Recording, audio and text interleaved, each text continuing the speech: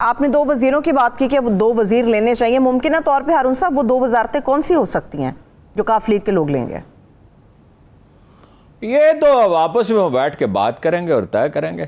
دیکھیے اہم ترین وزارت تو صوبائی حکومت کیا ہوتی ہے اس کو سمجھ لیں۔ صوبائی حکومت ہوتی ہے وزیر اعلیٰ، وزیر اعلیٰ کا پرنسپل سیکرٹری، آئی جی، چیف سیکرٹری اور وزیر خزانہ۔ وزیر خزانہ وہ اپنا ظاہر ہے اس کا ہونا چاہیے۔ ابھی تو پورٹ فولیوز کا اعلان ہو گیا، میں دیکھ نہیں سکا۔ وزیر خزانہ تو آبویسلی پی ٹی آئی کا ہی ہوگا، اور آئی جی اور چیف سیکرٹری جو ہیں وہ ہوں گے، وہ اس کا عمران خان انتخاب کریں گے مشورے کے ساتھ، اور پرنسپل سیکرٹری کا ظاہر ہے انتخاب جو ہے وہ کریں گے اپنا چیف منسٹر صاحب۔ تو ویسے وہ انہوں نے کمیٹی کے ارکان کی فہرست دیکھی ہے، بہت اچھے تجربہ کار جہاندیدہ لوگ ہیں۔ سلمان غنی کا بھی بڑا تجربہ ہے، لیکن وہ جو اپنے ہیں شمالی علاقے سے تعلق رکھنے والے، نام میرے ذہن سے اتر گیا، وہ بڑے تجربہ کار آدمی، کئی حکومتوں کے ساتھ انہوں نے کام کیا ہے، اور وہ سیاست میں دخل نہیں دیتے۔ ان میں سے بیشتر لوگ وہ ہیں جو غیر سیاسی ہیں، جو انتظامی معاملات میں۔ یہ ایک اچھا فیصلہ ہے، یعنی بنیادی طور پر یہ بہت اچھا فیصلہ ہے، لیکن یہ دیکھنا ہوتا ہے فیصلے کو نافذ اس طرح نہ کیا جائے کہ پرابلمز پیدا ہوں گے۔ چلیے ٹھیک ہے، ایک بریک لے لیتے ہیں۔ اس سے بچنا چاہیے کہ ایک چیز جو آپ نیک نیتی سے کرتے ہیں لیکن الٹا وہ مصیبت نہ بن جائے۔ صحیح ہے، ٹھیک ہے، ہر ایک کو اپنی حدود میں رہنا ہوگا۔ صحیح۔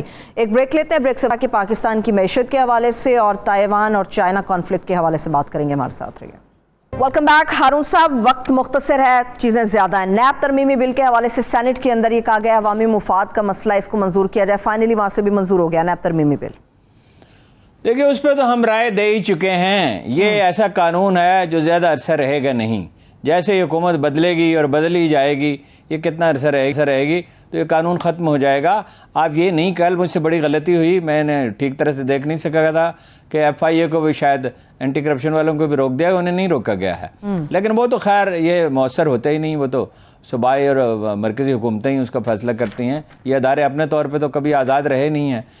تو وہ میں نے عرض کیا تھا آپ سے کہ یہ تو کہیں دنیا میں ایسا قانون نہیں ہوگا کہ آپ احتساب کے لیے ایک ادارہ بھی بناتے ہیں اور اسے اختیارات بھی نہیں دیتے، پھر اس کی ضرورت کیا ہے، پھر اس کو ختم کر دیں۔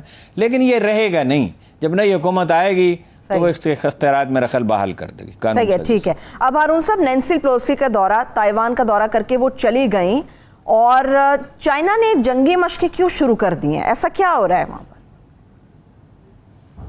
تو ظاہر ہے انہیں کسی نہ کسی طرح رد عمل دینا تھا، وہ اپنی کمزوری کا تاثر کیوں دیتے؟ دیکھیے امریکہ پہ تو خبط ایک سوار ہے کہ وہ عالمی لیڈر تھا اور عالمی لیڈر ہی رہے۔ ایک زمانے میں تو پریزیڈنٹ سینئر بش جو تھے وہ یہ کہتے تھے کہ نیو ورلڈ آرڈر، دنیا کا نیا نظام، امریکہ دنیا کا نیا نظام۔ اور ایک ہسٹورین تھے جنہوں نے اینڈ آف ہسٹری کا تصور پیش کر دیا تھا کہ تاریخ ختم ہو گئی، اب دنیا میں یہی سرمایہ دارانہ نظام رہے گا اور امریکہ کی بالادستی رہے گی۔ بائی امپلیکیشن ہو گیا تھا امریکہ کی بالادستی رہے گی یا مغرب کی کہ یہ بالادستی رہے گی۔ تو وہ تو امریکہ وہاں سے زوال کا شکار ہوتے ہوتے یہاں آ گیا ہے کہ جتنی چین دنیا کے ممالک میں انویسٹمنٹ کر رہا ہے اور مدد کر رہا ہے ان کی، اور جتنا انیشیٹو اس کے پاس ہے اس کا 10واں حصہ بھی نہیں ہے بعض چیزوں میں تو۔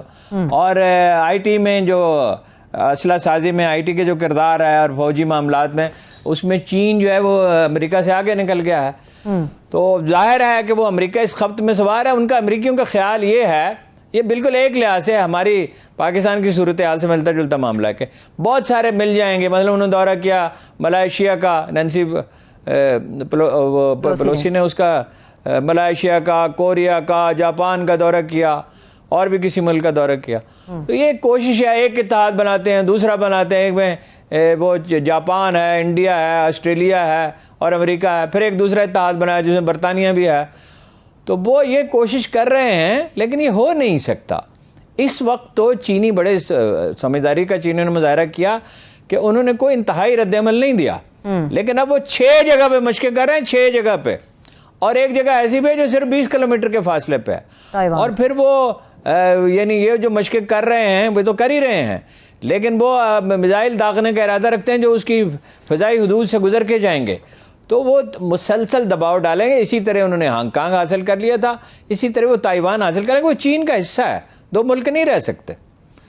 جب بڑے حصے پہ کسی کا کنٹرول ہو تو یہ ممکن نہیں ہے۔ تائیوان کو فائنلی چین کے ساتھ شامل ہو جانا ہے، اور یہ دباؤ بڑھتا رہے گا. ایک وقت آئے گا امریکہ کی کوئی مجبوری ہوگی تو وہ اس سے کمپرومائز کر لے گا. یورپ کو تو یہ مسئلہ درپیش ہی نہیں ہے, یورپ کا یہ پرابلم ہی نہیں ہے. جاپان جو ہے ان کی تاریخی آویزش ہے, وہ اس میں ہاتھ امریکہ کو بٹا سکتا ہے, لیکن کتنا بٹا سکتا ہے, بہت زیادہ تو نہیں. صحیح ہے, ٹھیک ہے. لیکن ہارون صاحب, چائنا کے جو دفاعی ماہرین ہیں وہ یہ باتیں کر رہے ہیں کہ اس بار جو مشقیں چائنا کر رہا ہے اور جتنا قریب جا کر یہ کر رہا ہے, اصل جنگ کو ملحوظ رکھتے ہوئے یہ سارا کام ہو رہا ہے. کیا آپ کو لگتا ہے کہ جنگ کے امکانات بہت زیادہ بڑھ گئے ہیں تائیوان اور چائنا کے درمیان؟ نہیں, بہت زیادہ تو نہیں ہے, لیکن جنگ حماقت سے بھی شروع ہو جاتی ہے. چین جنگ نہیں چاہے گا. چین اس وقت کارروائی کرے گا جب اسے 100% اس کی کامیابی کا یقین ہوگا, اور یہ یقین ہوگا کہ اس کے بعد کوئی بڑا رد عمل نہیں ہوگا, اس کی معیشت کو نقصان نہیں پہنچے گا, اور اس کے خلاف کوئی بڑی کارروائی نہیں ہوگی, کوئی اقوام اس کے خلاف متحد نہیں ہو جائیں گی. لیکن چین یہ بھی جانتا ہے نا کہ یورپ کی انویسٹمنٹ ہے اور امریکہ کی انویسٹمنٹ ہے, لیبر بہرحال بہت سستی ہے مقابلے میں, ڈسپلن بہت ہے, آؤٹ پٹ زیادہ ہے, تو دونوں کا ایک دوسرے پہ انحصار ہے. جنگ کسی حماقت کے نتیجے میں ہو سکتی ہے. امریکیوں کو سوٹ کرتی ہے, یعنی امریکی قوم کو نہیں. یہ جو گروہ اس وقت برسر اقتدار ہے, اصل میں پاپولیرٹی کم ہو رہی تھی, بہت ڈیمیج ہوا تھا کرونا سے, بے شمار لوگ مرے تھے, تو اس کی وجہ سے یہ کر رہے ہیں. لیکن میرا خیال ہے کہ امریکہ کے اندر سے آوازیں اٹھیں گی. میرا اندازہ یہ ہے اگلے چند دن میں دیکھیں گے اندر سے آوازیں اٹھیں گی. اس وقت تو شروع میں بخار ہوتا ہے کہ بخار میں مبتلا ہوتے ہیں, پھر یہ دیکھنا ہوگا کہ دوسری پارٹی کا جو دو پارٹیاں ہیں تو ان کا کیا, ڈیموکریٹس کا کیا رویہ ہے. لیکن میرا خیال جنگ نہیں ہوگی. البتہ کوئی کسی نے تو یہ تہیہ ہی کر لیا ہے کہ جنگی ساز و سامان بیچنا ہے, اور وہ جاپان اور جرمنی میں خطوط پہ لوگ سوچ رہے ہیں اب کہ اپنی افواج بنائیں. وہ جرمنی نے تو یہ بھی کہا ہے کہ ایٹمی پروگرام شروع کر سکتے ہیں, اس لیے کہ گیس تو روس کے رحم و کرم پہ ہے اور روس کے ساتھ معاملات خراب ہیں. تو میرا یہ نہیں خیال ہے کہ اگر یہ ہو گیا تو بس یہ سمجھیے کہ دنیا میں پھر امن نہیں ہوگا. پھر ساری دنیا یوکرین سے اتنا متاثر ہوئی ہے, تو یہ تو دو بہت بڑی طاقتیں ہیں.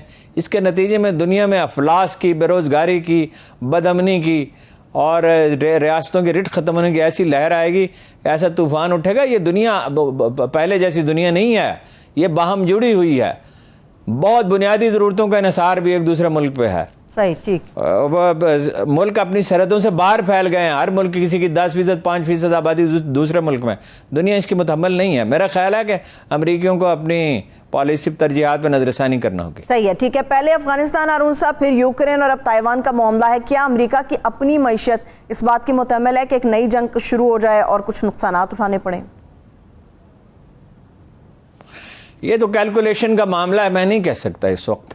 اس لیے کہ اگر وہ ایسی صورتحال پیدا ہوتی ہے جس میں وہ دنیا کو اسلحہ بیچ سکتے ہیں تو پھر تو انہیں بعض لحاظ سے فائدہ بھی ہو سکتا ہے, لیکن میں اس کے فوری طور پہ کوئی تبصرہ نہیں کر سکتا. ٹھیک ہے ہارون صاحب, میرے پاس تقریباً 1 سے 1.5 منٹ ہے. ڈالر کا بھی معاملہ ہے پاکستان میں, اور کابل کے حملے کے حوالے سے جو آپ مناسب سمجھے اس کے اوپر بات کرتے ہیں.